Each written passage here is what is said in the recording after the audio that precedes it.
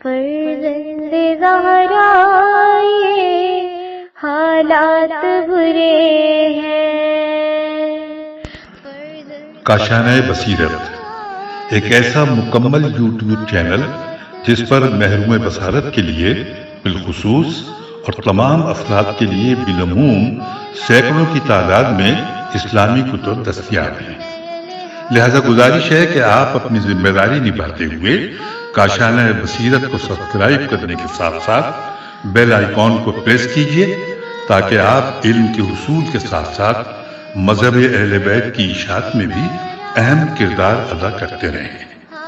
کاشانہ بصیرت۔ فرزند زہرا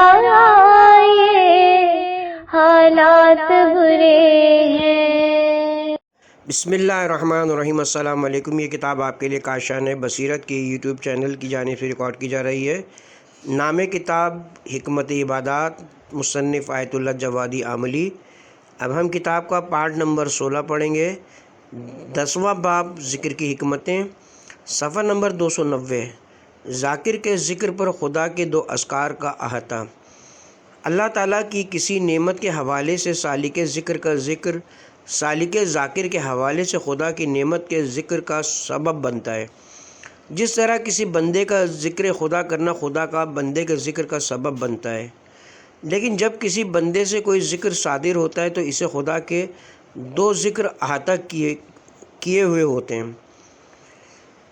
جس طرح کسی بندے کا توبہ کرنا مولا کی طرف سے 2 توبوں پر محیط ہوتا ہے، یعنی پہلے تو اللہ تعالیٰ اپنے بندے کو اپنا ذکر کرنے کی توفیق عطا کرتا ہے۔ یہ توفیق بذات خود بندے کا خدا کے ذکر کا سبب بنتا ہے۔ پھر ایک کامیاب بندہ خدا کو یاد کرنے لگتا ہے اور پھر اللہ تعالیٰ اپنے اس بندے کا ذکر قبول کرنے کے لیے پھر سے اپنے بندے کو یاد کرنے لگتا ہے اور اس پر اپنی عنایات کو مبذول کراتا ہے، یہاں تک کہ جن مطالب کو بیان کیا وہ دوبارہ صاحبان علم و بصیرت جیسے علامہ طباطبائی کی تحریروں اور تقریروں میں بیان کیے گئے ہیں کہ بندے کی توبہ مولا کی طرف سے 2 توبوں پر محیط ہوتی ہے۔ اس مطلب کو قرآنی آیات کے ذریعے استنباط سے واضح کیا گیا ہے۔ بطور خلاصہ یہاں ہم جو کچھ بیان کرنا چاہتے ہیں وہ یہ کہ سالک ذاکر چاہے وہ ذکر کی حالت میں ہو یا اللہ تعالیٰ کا مذکور قرار پائے، دونوں صورتوں میں وہ ذکر کی حالت میں ہوتا ہے، کیونکہ کسی بندے کا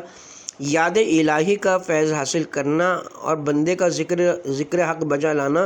خود ہی ظہور الہی کا باعث بنتا ہے،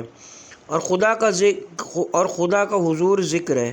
اگرچہ بظاہر ذکر کی صورت میں نہ بھی ہوتے، جس کی مثال قرآن مجید کی تلاوت کے وقت سالک کا خاموشی کے ساتھ تلاوت سننا اور خاموشی اختیار کرنا ہے، جیسا کہ ارشاد ہوتا ہے، اور جب قرآن پڑھا جائے تو اسے توجہ سے سنا کرو اور خاموش رہا کرو تاکہ تم پر رحم کیا جائے۔ سورہ اعراف آیت نمبر 204۔ یہاں پر خاموشی اور توجہ سے سننا بھی چونکہ اللہ سبحانہ و تعالیٰ کے حکم سے ہے، لہٰذا ایسی خاموشی بھی ذکر خدا اور یاد خدا کہلائے گی، اگرچہ اسے اس نام سے نہ بھی پکارا جاتا ہو۔ جہاں آیات الہی کی تلاوت کرنا ذکر خدا کہلائے گا، وہاں ان آیات کی تلاوت کے وقت خاموش رہنا اور غور سے سننا بھی ذکر الہی کہلائے گا۔ اگر کوئی شخص یاد الہی کے ذریعے یہ استعداد حاصل کرے کہ وہ خداوند متعال کا مذکور قرار پائے، یعنی اللہ تعالیٰ بھی اس شخص کو یاد کرنے لگے، تو یقیناً اس کے دل و جان کی گہرائیوں میں خاموش رہنے اور سننے کی جبلت کی کیفیت اور خدا کی یاد جمع ہو جاتی ہے، اور یہی خاموشی سے سننے کی حالت ایک ملاقات کے متمنی کے انتظار کی علامت ہے۔ یہی ملا دینے والا ذکر ایک مرتبہ پھر سے اللہ کے ذکر کا سبب بن جاتا ہے۔ ایک ایسا سالک اپنے مسلسل ذکر کے نتیجے میں دائم الصلاۃ کا خوگر ہو جاتا ہے۔ مثبت اور منفی خاموشی۔ مذکورہ گفتگو سے مثبت اور منفی خاموشی کے درمیان فرق واضح ہو گیا، کیونکہ ایک مدعو کتاب کے سامنے بیٹھے رہنا، اسے سننا تاکہ اللہ کے پیغام کے اسرار کو سن سکے، ایسی خاموشی اپنی جگہ بذات خود ایک ذکر ہے۔ اسی طرح ایک تکوینی کتاب کے سامنے ایک منتظرانہ اور مخاطبانہ خاموشی تاکہ اللہ کے فرشتوں اور دیگر تمام مخلوقات کی تسبیح و تہلیل کی آواز اپنے دل کے کانوں سے سن سکیں، ایسی خاموشی بھی ذکر، فکر اور شکر ہے، لیکن اس کے بغیر محض ساکن اور خاموش کھڑے رہنے سے غفلت اور نسیان کے سوا کوئی مثبت فائدہ حاصل نہیں ہوتا۔ تنبیہ: مذکورہ مطالب سے یہ معلوم ہوا کہ ذکر خدا اپنے جامع معنی میں معقول بھی ہے اور مفہوم بھی، نیز مستحل بھی ہے اور محسوس بھی، اور حسی اعتبار سے سنا بھی جا سکتا ہے اور دیکھا بھی۔ پس درج ذیل آیات وہ کافر جن کی نگاہیں ہمارے ذکر کی طرف سے پردے میں تھیں، سورہ کہف آیت نمبر 1، آیت نمبر 101۔ اور جو شخص بھی اللہ کے ذکر کی طرف سے اندھا ہو جائے گا، سورہ زخرف آیت نمبر 36، جن کا اطلاق ظاہری حسن اور باطن دونوں پر ہوتا ہے، بغیر کسی تصرف اور مجاز پر حمل کیے بغیر معقول اور مقبول ہو سکتی ہیں۔ پانچویں فصل، ذکر خدا کے آثار۔ ذکر خدا کے مثبت آثار بے شمار ہیں، ان میں سے چند ایک کی طرف یہاں اشارہ کرتے ہیں۔ ذکر اس اعتبار سے کہ وہ ذاکر کے ساتھ وجودی اتحاد پاتا ہے اور ذکر خدا اس کے وجود کے ساتھ ہے۔ ذاکر اپنے آپ کو بارگاہ الہی میں حاضر سمجھتا ہے اور اپنے آپ کو اللہ کی ذات کے بہت قریب محسوس کرتا ہے، اور اللہ سے حیا کرتے ہوئے بہت سارے پلید افکار، بری صفات اور غلط کاموں سے اپنے آپ کو بچاتا ہے، سورہ علق آیت نمبر 14۔ اور اندرونی اور بیرونی شیاطین کے مقابلے میں جو اسے ہوا و ہوس کی طرف بلا رہے ہیں اور اس کے آگے ہوس کی بساط بچھاتے ہیں، ان سب پر اس طرح سے کامیابی حاصل کر لیتا ہے کہ گناہ سے آلودہ ہونے کے تمام خطرات برطرف کرتے ہوئے اپنے آپ کو پاک و صاف رکھتا ہے، یا کسی گناہ کا مرتکب ہونے کی وجہ سے پیدا ہونے والے محظور جس چیز سے اجتناب یا پرہیز کیا جائے کو رفع کرنے کے لیے توبہ و استغفار کرتے ہوئے حق کی طرف لوٹنے کی کوشش کرتا ہے۔ بے شک پاکیزہ رہنے والا کامیاب ہو گیا جس نے اپنے رب کے نام کی تسبیح کی اور پھر نماز پڑھی، سورہ اعلیٰ آیت نمبر 14 اور 15، سورہ آل عمران آیت نمبر 135۔ ان میں سے پہلی آیت گناہ سے دوری اختیار کرنے کے مسئلے کو بیان کرتی ہے، جبکہ دوسری آیت میں یاد الہی کے سائے میں توبہ و استغفار کے ذریعے گناہوں کو دور کرنے کی طرف اشارہ کیا گیا ہے۔ شیطان جو بھول کا عامل اور سہو کا سبب اور سچائی سے غفلت برتنے کا باعث ہے، وہ چونکہ ذکر خدا کے ذریعے رجیم شیطان کو پتھر مارنا ہوتا ہے، لہذا خدا کی یاد میں دو میں سے ایک مثبت اثر پایا جاتا ہے۔ ایک یہ کہ یہ چیز سہو اور غفلت کے ظاہر ہونے میں مانع بن جاتی ہے، دوسرے الفاظ میں خطرے کو برطرف کرنے کا پہلو پایا جاتا ہے، اور دوسرا یہ کہ اس سے جو بھول ہوئی ہے اسے توجہ اور التفات میں تبدیل کرتی ہے، یا دوسرے الفاظ میں خطرے سے دوری اختیار کرنے کا پہلو پایا جاتا ہے۔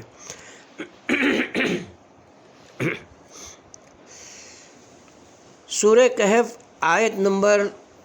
63، سورہ انعام آیت نمبر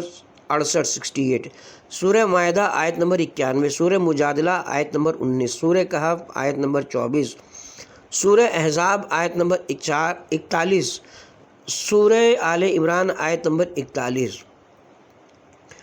اس قسم کی آیات میں شیطان کو بھول اور فراموشی کا سبب قرار دیا گیا ہے۔ خدا کی یاد بھول اور فراموشی کو برطرف کرنے کے سبب بنتے ہوئے درپیش خطرات کو دور کر دیتی ہے۔ شیطان کبھی بھی انسان کے خلاف جاہریت سے باز نہیں آتا، کیونکہ وہ انسان کا کھلا دشمن ہے، اور ایک کھلے دشمن سے جاہریت کے سوا کسی اور چیز کی توقع نہیں کی جا سکتی۔ لہٰذا انسان کو ہر وقت رفع اور دفع کے عوامل کو تیار رکھنا چاہیے۔ اسی وجہ سے انسان کو ذکر کثیر کا حکم دیا گیا ہے، چاہے وہ عمومی طور پر ہو جیسے سورہ احزاب آیت نمبر 41 میں ہے، چاہے خصوصی طور پر ہو جیسے سورہ آل عمران آیت نمبر 41 میں۔ اس آیت میں خصوصی طور پر حضرت زکریا علیہ السلام کو کثرت کے ساتھ خدا کو یاد کرنے کا حکم دیا گیا ہے، اور ہر وہ حکم جو انبیاء کرام اور اولیاء الہی کو دیا گیا ہے، دوسرے لوگ بھی ان کی اقتداء اور پیروی کرتے ہوئے اس پر عمل کرنے کے پابند ہیں، مگر یہ کہ وہ صرف حکم مگر یہ کہ وہ حکم صرف انبیاء کرام اور اولیاء الہی کے ساتھ مخصوص ہونے پر کوئی دلیل موجود ہو، جبکہ ذکر کثیر کے مسئلے میں نہ صرف یہ حکم انبیاء کے ساتھ مخصوص ہونے پر کوئی دلیل نہیں پائی جاتی ہے بلکہ اس کے عمومی ہونے پر دلیل موجود ہے۔ اخلاص کا اثر، البتہ مسلسل ذکر الہی یا یاد خدا کا بہت بڑا اثر ہے، لیکن خالص عمل کا اثر کثرت عمل کے اثر سے زیادہ ہوتا ہے، بلکہ حقیقت میں خالص عمل ہی ذکر کثیر ہے، اور بغیر اخلاص کا عمل اگرچہ مقدار کے لحاظ سے زیادہ ہی کیوں نہ ہو، حقیقت میں وہ کم ہی ہے۔ اس حوالے سے درج ذیل آیات سورہ نساء آیت نمبر 142 کے ذیل میں ایک حدیث میں امیر المومنین علیہ السلام فرماتے ہیں، اس نورانی حدیث کا نتیجہ یہ ہے کہ یہ دنیا جو ایک مختصر سرمایہ اور منافق اس دنیا کے لیے ذکر کرتے ہیں، نہ کہ اس سے رہائی کے لیے، جو برائی کی جڑ ہے، لہٰذا ان کا ذکر مقدار کے اعتبار سے جتنا بھی زیادہ کیوں نہ ہو، حقیقت میں وہ بہت ہی کم ہے، کیونکہ ہر ذکر شیطان کی فوج کے سیاہ دل پر ایک تیر کی طرح پیوست ہو جاتا ہے۔ اس لیے ضروری ہے کہ بیرونی دشمن کے حملے کے وقت اپنے اندر کے دشمن کا حملہ نفس امارہ خواہشات سے بچنے کے لیے کثرت ذکر سے مدد مانگنی چاہیے، چونکہ جہاد اصغر کے بارے میں قرآن مجید میں ارشاد الہی ہوتا ہے، سورہ انفال آیت نمبر 45، کیونکہ ذکر کی کثرت خدا کا حکم ہے اور اسی حکم کی اطاعت ہی میں فائدہ ہے، لہٰذا اللہ تعالیٰ نجات پانے والے پارسا نیز خطرات سے بچے ہوئے لوگوں کو تعارف اور ان کے اوصاف بیان کرتے ہوئے ان کے ذکر کثیر کا تذکرہ فرماتا ہے اور ان کے ذکر کی تعریف کرتے ہوئے ارشاد فرماتا ہے، سورہ شعراء آیت نمبر 227 اور سورہ احزاب آیت نمبر 35۔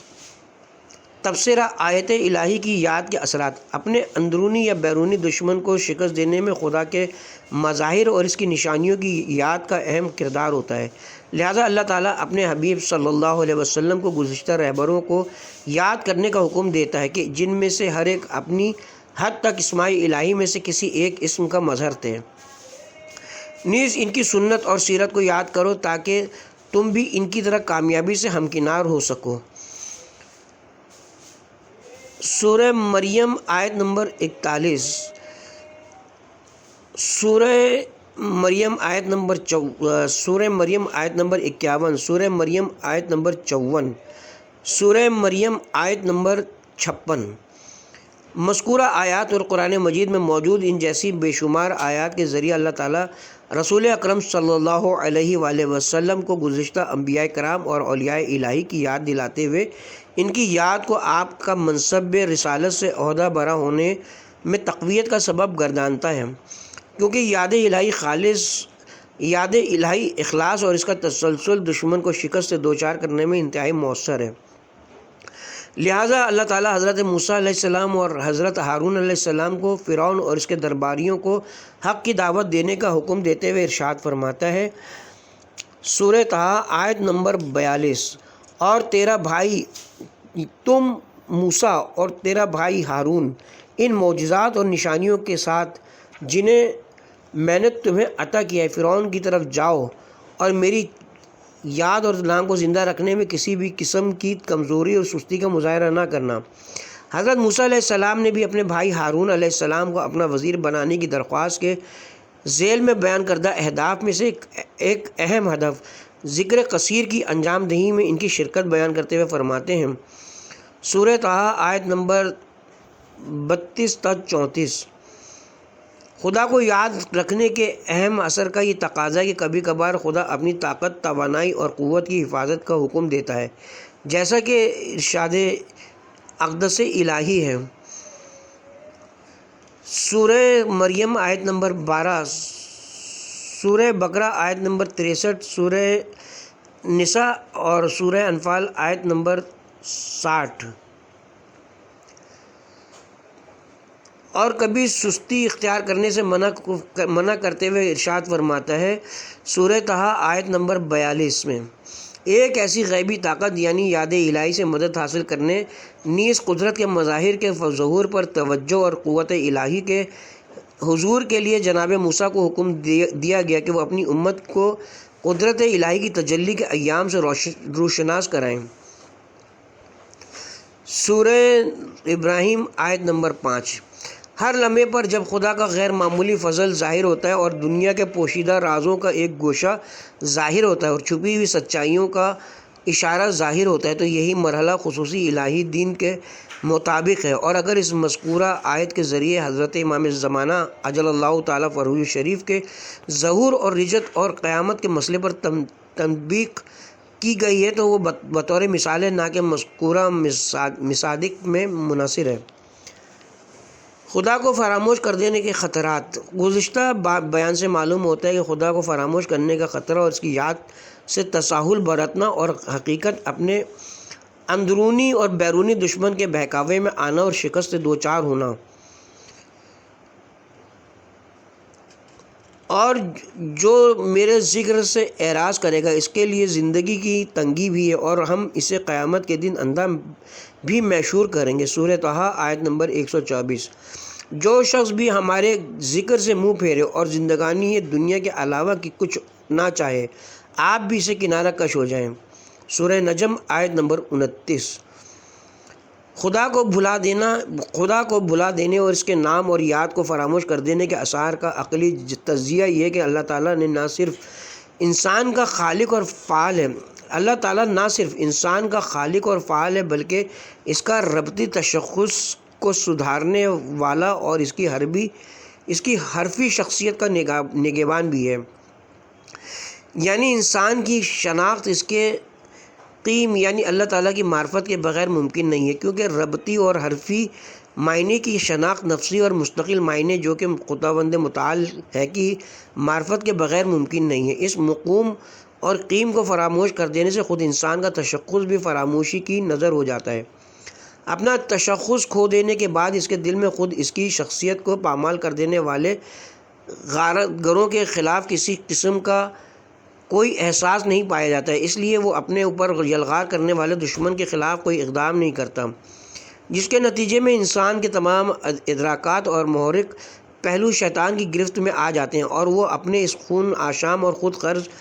حاکم کی خواہشات اور چاہتوں کے مطابق چیزوں کو دیکھنے لگتا ہے اور ان پر عمل کرتا ہے۔ اس کی نظر میں ہر برائی اچھائی اور ہر اچھائی برائی دکھائی دیتی ہے۔ خبردار ان لوگوں کی طرح نہ ہو جانا جنہوں نے خدا کو بھلا دیا، تو خدا نے خود ان کے نفس کو بھی بھلا دیا اور وہ سب واقعی فاسق ہیں۔ سورہ حشر آیت نمبر 19۔ بہرحال خدا کا ذکر خود انسان کے تشخص کی یاد دہانی نیز اس کا بلند مقام پر فائز ہونے کا سبب ہوتا ہے۔ اسی طرح خدا کو بھلا دینا خود انسان کے تشخص کو فراموش کرتے ہوئے اسے یلغار کرنے والے دشمن کے سپرد کرنے کا سبب بن جاتا ہے۔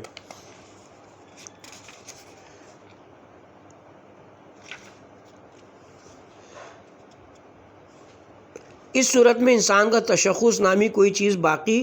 نہیں رہتی، تب کوئی اور شخص اس کی جگہ بیٹھ جاتا ہے اور نفسانی خواہشات اور اغراض و مقاصد کو تہذیب، سعادت اور تکامل کے نام سے اس پر مسلط کر دیتا ہے۔ چھٹی فصل، بہترین ذاکر اور مذکور۔ ذکر حق اس لحاظ سے کہ کمال موجودی ہے اور ہر کمال وجودی اعلیٰ و اکمل طریقے سے اللہ تعالیٰ کی ذات کے لیے ثابت ہے۔ کامل ترین ذکر حق تعالیٰ کا ہونا چاہیے۔ چنانچہ ذکر کے بنیادی مباحث کے بیان سے یہ ثابت ہوا کہ اللہ تعالیٰ ذاکر، ذکر اور مذکور کے اعتبار سے نیز خلوص، دوام اور ذکر کو کمال تک پہنچانے والی دیگر جہات کے اعتبار سے تمام مراتب سے جامع ہے۔ لہذا ائمہ معصومین علیہم السلام سے منقول دعاؤں میں اللہ سبحانہ وتعالیٰ کو بہترین ذاکر اور بہترین مذکور کے عنوان سے یاد کیا گیا ہے، جس کی واضح مثال دعائے جوشن کبیر میں دیکھی جا سکتی ہے۔ اس کے علاوہ مناجات شبانیہ، مناجات الذاکرین اور دعائے کمیل میں درخواست کے عنوان سے ذکر کی کیفیت اور اس کی مقدار کو دعائے جوشن کبیر جیسے حضرت امام زین العابدین علیہ السلام نے اپنے آباء و اجداد سے ہوتا ہوا حضرت رسول اکرم صلی اللہ علیہ وسلم اور حضرت جبرائیل امین سے نقل کیا ہے۔ میں یوں بیان فرمایا ہے کہ ان مذکور تمام تعبیرات سے یہ معلوم ہوتا ہے کہ ذاکر اور مذکور اسماء حسنہ الہی میں یا خیر الذاکرین یا غیر المذکرون یا من ذکرہ حلو یا من لہو ذکر ینسا یا من ذکرہ شرف للذاکرین یا خیر الذاکرین و مذکور. پس اللہ تعالیٰ کا خیر الذاکرین اور خیر المذکورون ہونا تو توحید کے آثار اور اس کے افعال سے کوئی منافات نہیں رکھتا. جس طرح توحید اوصاف اور ذات سے کوئی مناف نہیں رکھتی، جس طرح توحید اوصاف اور ذات سے کوئی منافات نہیں رکھتی، کیونکہ غیر خدا کی یاد کو بھول کر یا غلطی سے ہو تو وہ ذکر ہی نہیں ہو، اور اگر خدا کی یاد کے ساتھ ہو تو اس صورت میں درمیان میں کوئی غیر نہیں،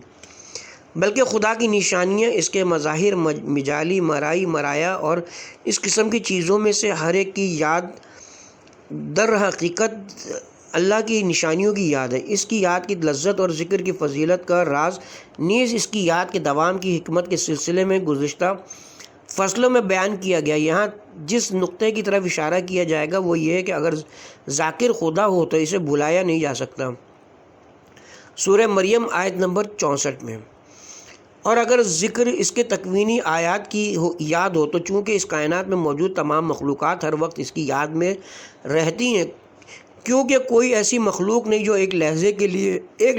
لیے بھی اس کی یاد میں رکوع و سجود اور تسبیح و تحلیل کرنے سے رک جاتی ہو. دعائے جوشن کبیر کا ایک جملہ، یا من لہو ذکر لا ینسا، مدائم ذکر. اب جب کہ یہ ثابت ہو گیا کہ ذکر حق کمال وجودی ہے، کیونکہ ذکر دعا اور سوال سے الگ ہے اور اللہ تعالیٰ بہترین صورت میں اس کا حامل ہے. عبادت گزار سالک کی بھی یہ کوشش ہوتی ہے کہ وہ خلق الہی اور اوصاف الہی سے متصف ہوتے ہوئے حق کا ذاکر بن جائے. لہٰذا ہماری دعاؤں میں ایک اہم چیز جسے ہم اللہ تعالیٰ سے طلب کرتے ہیں وہ اللہ تعالیٰ کا مومنین کو اس کا حکم دینا، یعنی ذکر اور اس کی کثرت، اور اس طرح اس سے توسل کرنا، اس کی یاد میں غمگین ہو جانا اور اس میں تسلسل قائم کرنا، اگرچہ ذکر ایک ہی کیوں نہ ہو، اس لیے کہ تسلسل اور کثرت میں فرق پایا جاتا ہے. ہم خصوصی طور پر تجھے یاد کریں گے اور تم خصوصی طور پر ہمیں یاد کرو. ان مذکورہ موارد میں ذکر الہی کی بہت ساری کیفیات بیان کی گئی ہیں. ذکر الہی میں تسلسل کے علاوہ نام خدا اور یاد خدا کا شوق، محبت، عاجزی، گریہ ازاری اور بے چینی بندے کا ذکر الہی کے کامل ترین مراحل میں سے ہیں. ذکر کے جامع ترین اوصاف. البتہ ایک ایسا ذکر طول عمر زندگی کے معاملات کو سدھارنے اور اس کے معاشرتی امور کی بہتری کا ضامن ہو سکتا ہے، کیونکہ جو زندگی نسیان کی حالت میں گزاری جائے وہ ویرانہ، اور وہ دل جو سہو کا شکار رہے وہ ایک خرابہ ہے. اور ذکر کے جامع ترین اوصاف مناجات الذاکرین ہیں، جو امام زین العابدین علیہ السلام سے منسوب صحیفہ سجادیہ کی مناجات ہے، جس میں آپ فرماتے ہیں 15ویں مناجات، تیری عظیم نعمتوں میں سے ہے کہ تیرا ذکر ہماری زبانوں پر جاری ہے. ہمیں اپنے ذکر کی توفیق دے کہ ہم نہاں اور عیاں، رات اور دن، ظاہر و پوشیدہ اور خوشی و غم میں تیرا ذکر کیا کریں. ہمیں اپنے پوشیدہ ذکر سے مانوس فرما. میرے معبود، محبت بھرے دل تجھ سے لگاؤ رکھے ہوئے، تیری معرفت میں مختلف قسم کی عقلیں اتفاق رکھتی ہیں، پس دل چین نہیں پکڑتے مگر تیرے ذکر سے، اور تیری ہی ذات پر یقین سے نفسوں کو سکون ملتا ہے. میں معافی چاہتا ہوں تجھ سے تیرے ذکر کے سوا ہر لذت پر. تو نے ہی کہا ہے اور تیرا قول حق ہے کہ اے ایمان لانے والو ذکر کرو، اللہ کا بہت زیادہ ذکر، اور صبح و شام اس کی پاکیزگی بیان کرو. نیز تو نے ہی کہا ہے اور تیرا قول حق ہے، پس تم مجھے یاد کرو، میں تمہیں یاد کروں گا. تو نے ہمیں اپنی یاد کا حکم دیا اور ہم سے وعدہ کیا اس پر کہ تو ہمیں یاد کرے گا. یہ ہمارے لیے شرف، احترام اور بڑائی ہے. اب ہم تجھے یاد کر رہے ہیں جیسے تو نے حکم دیا ہے، پس تو بھی ہم سے کیا ہوا وعدہ پورا کر، اے پر یاد کرنے والوں کو یاد کرنے والے. تبصرہ. ذکر خدا کبھی دعا کی صورت میں ہوتا ہے، اس وقت مطلب کو انشاء کی شکل میں بیان کیا جاتا ہے، اور کبھی خدا کی تعریف یا اس کے وجود اور صفات ذاتی کی عینیت پر دلیل کے طور پر جملہ خبریہ کی شکل میں بیان کیا جاتا ہے، جو انشاء کی قسموں میں سے نہیں ہوتا۔ اس اعتبار سے دعا کے سبب ذکر کی وسعت کا پتہ چلتا ہے، قطع نظر اس کے کہ ذکر اور دعا میں سے ہر ایک خاص خصوصیات کے حامل ہیں جو ان کو ایک دوسرے سے ممتاز کرتی ہیں۔ پھر بھی ممکن ہے کہ کبھی کسی جملہ خبریہ سے انشاء کا القاء ہو جائے اور دعا کے جملے بن جائیں، البتہ دعا سوال کی صورت میں کچھ اس طرح ہو کہ وہ خدا کو پکارنے کا معنی دے، نہ کہ چاہنا جو سوال کا معنی دیتا ہے۔ تنبیہ: سالک ذاکر کے اطمینان کی آخری حد۔ سالک ذاکر ابتدا میں تو اپنی زبان سے خدا کا نام لیتا ہے اور پھر اپنے دل میں خدا کو یاد کرتا ہے۔ کیونکہ مذکور ذاکر کی راہ میں رکاوٹ ڈالتا ہے، اس لیے مذکور کی موجودگی سے ذاکر میں اضطراب پیدا ہو جاتا ہے، اور یہی ممدوح اتار چڑھاؤ اور خوف آخرکار اس کے سکون کا باعث بن جاتا ہے۔ لہٰذا سالک ذاکر اسی مذکور سے مدد لیتے ہوئے اس کے نام اور یاد کے بوجھ کو حق تعالیٰ کی عنایت سے تحمل کرتا ہے، کیونکہ اس کی عطا کو اس کے متع کے سوا کسی اور پر حمل نہیں کیا جا سکتا ہے۔ قرآن کریم بھی ذاکر مومنین جن کے دل یاد خدا سے پر ہو جاتے ہیں کی تعریف کے ضمن میں اس کا آخری نتیجہ جو انہیں اطمینان کی صورت میں حاصل ہوتا ہے یوں بیان فرماتا ہے: صاحبان ایمان در حقیقت وہ لوگ ہیں جن کے سامنے ذکر خدا کیا جائے تو ان کے دلوں میں خوف خدا پیدا ہوا، اور اس کی آیتوں کی تلاوت کی جائے تو ان کے ایمان میں اضافہ ہو جاتا ہے، اور وہ لوگ اللہ ہی پر توکل کرتے ہیں۔ سورہ انفال آیت نمبر 2۔ اس لحاظ سے کہ خود قرآن کریم ذکر خدا ہے، چنانچہ بعد میں بیان کیا جائے گا کہ اس کتاب الہی کے بارے میں یوں ارشاد ہوتا ہے سورہ زمر آیت نمبر 23 میں: ان مذکورہ آیات اور ان جیسی دوسری آیات سے یہ ثابت ہوتا ہے کہ سالک ابتدائے امر میں یاد الہی میں مرغوب ہو جاتا ہے اور اس کے قلب پر ایک مقدس خوف بیٹھ جاتا ہے، جس کے نتیجے میں وہ آہستہ آہستہ مذکور اور اس کے کلام کو پڑھنے اور سننے سے انس پیدا کر لیتا ہے اور اس کے ایمان میں اضافہ ہونے لگتا ہے۔ یہی ایمان کا اضافہ ہونا اس کا امن کے قلعے میں داخل ہوتے ہوئے خوف اور اس قسم کی چیزوں سے نجات کا باعث بنتا ہے، اور پھر اس کے بعد اس کا ظاہر اور باطن نیز قلب اور قالب دونوں یاد خدا کے لیے نرم پڑ جاتے ہیں۔ پس اگر کہا گیا ہے کہ آگاہ ہو جاؤ کہ اطمینان یاد خدا سے ہی حاصل ہوتا ہے، سورہ رعد آیت نمبر 28، تو شاید یہ اس کی آخری حد کو مد نظر رکھ کر کہا گیا ہے، ورنہ ابتدا میں تو ممکن ہے کہ سالک کے رونگٹے کھڑے ہو جائیں اور اس پر کپکپاہٹ طاری ہو جائے۔ چنانچہ دریا میں غوطے لگانے والے غوطہ خور کبھی خوف و ہراس کو پیچھے چھوڑ دیتے ہیں، اگرچہ ممکن ہے کہ بعض مضبوط دل کے مالک غوطہ خور ابتدائی مشقوں کے دوران بھی اطمینان قلب کے ساتھ دریا کے مہمان بن جائیں، لیکن ایسے لوگ گنے چنے ہوتے ہیں۔ قلبی سکون حاصل کرنے کے لیے انبیاء کرام اور اولیاء الہی کی سیرت، ان کی سنت اور تاریخ میں ان کے ساتھ پیش آنے والے تلخ واقعات پر ان کا صبر و تحمل کی یاد کا اہم کردار ہوتا ہے، کیونکہ اس کا نتیجہ یاد الہی کی صورت میں ظاہر ہوتا ہے۔ تذکرہ: سنگدلی اور غفلت کا خوف۔ خدا کو فراموش کر دینے کے نتیجے میں سنگدل اور غافل شخص کے قلب پر جو خوف طاری ہو جاتا ہے وہ اس خوف سے الگ ہے جو سالک ذاکر کے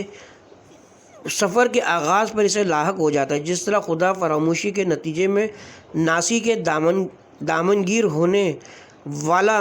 اطمینان سالک ذاکر کے سفر کے اختتام پر اسے حاصل ہونے والے اطمینان سے الگ ہوتا ہے،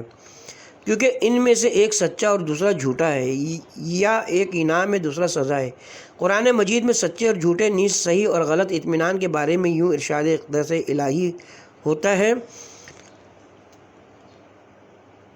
سورہ اعراف آیت نمبر 99 اور سورہ انعام آیت نمبر 83۔ اس لحاظ سے غیر مومن کا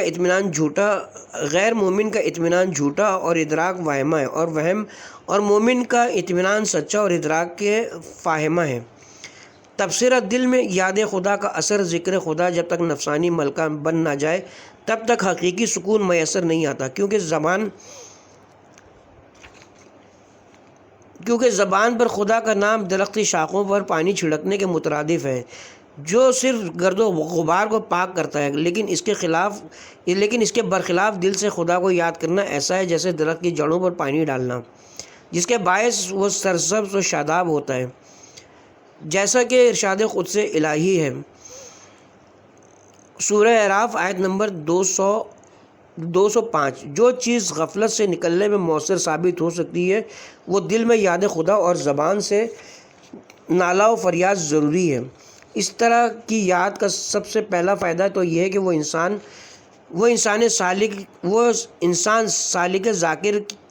کو تولد، کام اور مصروفیت اور اسلامی معاشرے کی ضروریات اور اس قسم کی دوسری چیزوں کو پورا کرنے پر ابھارتی ہے، تاکہ وہ کسی بھی قسم کی سستی اور تن پروری سے بچ سکے۔ اور دوسرا فائدہ یہ کہ کوئی بھی مفید کام اسے یاد خدا سے غافل نہیں کر سکتا۔ وہ حلال کاموں کو ترک کرے اور حرام کاموں کو انجام دینے لگے اور دوسری تباہ کن چیزوں سے اپنے آپ کو آلودہ کر بیٹھے، جیسے کہ ارشاد اقدس الہی ہے۔ سورہ نور آیت نمبر 37 میں یہ الہی لوگ خدا کی یاد کی پختگی کے نتیجے میں نہ صرف جسمانی عبادتوں جیسے نماز سے جی نہیں چراتے، بلکہ مالی عبادتوں سے بھی غافل نہیں ہوتے ہیں اور اپنے مال کی زکوٰۃ بھی ادا کرتے ہیں۔ روئے زمین پر مسجد الحرام کے بعد سب سے بہترین مسجد نبوی اور جمعے کا دن سید الایام اور مسلمانوں کی عید کا دن ہے، اور وہ نماز جسے بنیادی طور پر ذکر کہا ہے وہ نماز جمعہ ہے، جسے اللہ تعالیٰ نے سورہ جمعہ میں ذکر اللہ کہا ہے، جیسا کہ بیان کیا جائے گا۔ کچھ لوگ جو خدا کی قلبی یاد سے محروم تھے، اگرچہ زبانی طور پر خدا کو یاد کرتے تھے، وہ ایک ایسے امام کی اقتداء میں جس کی اس روئے زمین پر کوئی مثال نہیں ملتی تھی، وہ نہ کبھی ملے گی، یعنی خاتم الانبیاء حضرت محمد مصطفیٰ صلی اللہ علیہ وآلہ وسلم کی اقتداء میں نماز پڑھنے کی تیاری کر رہے تھے کہ تاجروں کے قافلے کے پہنچنے کی خبر ملی۔ بس کیا تھا کہ لوگ نماز چھوڑ کر نکلنے لگے تاکہ مال تجارت خرید سکیں اور زیادہ سے زیادہ منافع کما سکیں۔ سورہ جمعہ آیت نمبر 11۔ دینی تعلیمات کی یادآوری۔ اللہ تعالیٰ نے اس ہدف کے پیش نظر کہ خدا کا نام اس کے معارف، احکام اور حکم کے ساتھ ہو، طول تاریخ اور حال میں دینی تعلیمات کی یادآوری کا حکم دیا ہے۔ سورہ بقرہ آیت نمبر 63، سورہ احزاب آیت نمبر 34۔ اسی مقصد کے پیش نظر خدا کی یاد کے لیے مناسب اوقات کا انتخاب بھی کیا گیا ہے۔ سورہ بقرہ آیت نمبر 198۔ اللہ تعالیٰ کے بعض ناموں کا بے تاثیر یا کم اثر ہونے کی وجہ یہ کہ جس قدر ذکر خدا پر توجہ کم ہوگی، اتنا ہی خدا سے غفلت اس خلا کو پور کرتی ہے، اور خدا سے غفلت کا نتیجہ دنیا کو آخرت پر ترجیح دیتے ہوئے پیغمبر اکرم صلی اللہ علیہ وآلہ وسلم کو تنہا کر دینے اور اس قسم کے واقعات ہوتے ہیں، کیونکہ نفسانی اوصاف اور خارجی اعمال ایک دوسرے پر اثر انداز ہوتے ہیں۔ جس طرح حقیقی نماز خالص ذکر خدا ہے۔ سورہ طٰہٰ آیت نمبر 14۔ نہیں از فحشائے منکر ہے، فحشا و منکر بھی نماز اور ذکر خدا کے منکر ہوتے ہیں۔ حق کی یاد اور باطل کی فراموشی کے ایک دوسرے پر اثرات۔ نعمتوں کی کمی یا فراوانی کے موقع پر دنیا پر توجہ اور اس کے غرور میں مبتلا ہونے کے اثرات کے نچوڑ کو کتب احادیث خصوصاً نہج البلاغہ میں دیکھا جا سکتا ہے، جیسا کہ امیر المومنین علیہ السلام فرماتے ہیں۔ نہج البلاغہ خطبہ نمبر 86۔ اور یاد رکھو کہ خواہش عقل کو بھلا دیتی ہے اور ذکر خدا سے غافل بنا دیتی ہے۔ خواہشات کو جھٹلاؤ کہ یہ صرف دھوکہ ہے اور ان کا ساتھ دینے والا ایک فریب خوردہ انسان ہے اور کچھ نہیں۔ نیز آپ فرماتے ہیں خطبہ نہج البلاغہ خطبہ نمبر 84 بند نمبر 4۔ خدا گواہ ہے کہ مجھے کھیل کود سے یاد موت نے روک رکھا ہے، اور اے عمر بن عاص، حرف حق سے نسیان آخرت نے روک رکھا ہے۔ البتہ یہاں پر موت کی یاد سے مراد مرنے کے بعد کی زندگی ہے، جو حساب و کتاب اور جزا و سزا سے عبارت ہے۔ اس بارے مختصر سی وضاحت پیش کی جائے گی۔ حق کی یاد سے باطل کی فراموشی اور باطل کی یاد سے حق کی فراموشی پر اثرات کو بھی امیر المومنین علیہ السلام کی اس معروف جملے سے استنباط کیا جا سکتا ہے۔ میں تمہارے بارے میں دو چیزوں کا خوف رکھتا ہوں، اتباع خواہشات اور درازی امید کے اتباع۔ خواہشات انسان کو راہ اکثر روک دیتا ہے اور لمبی امیدیں آخرت کو بھلا دیتی ہیں۔ یعنی جس طرح حق کی یاد ہوا و ہوس کا شکار ہونے سے بچاتی ہے، اسی طرح ہوا و ہوس کا شکار ہونا حق گوئی کی راہ میں رکاوٹ بن جاتا ہے۔ امام جعفر صادق علیہ السلام سے روایت ہے کہ زیادہ مال و دولت گناہوں کو بھلا دینے کا باعث بنتا ہے اور حق کی یاد کو ترک کرنا قساوت سے قلب کا سبب بنتا ہے۔ وسائل الشیعہ جلد نمبر 15 صفحہ نمبر 280 حوالہ نمبر 1۔ اس کے ساتھ ہی اب ہم یہاں پہ کتاب کے پارٹ نمبر 16 کا اختتام کرتے ہیں۔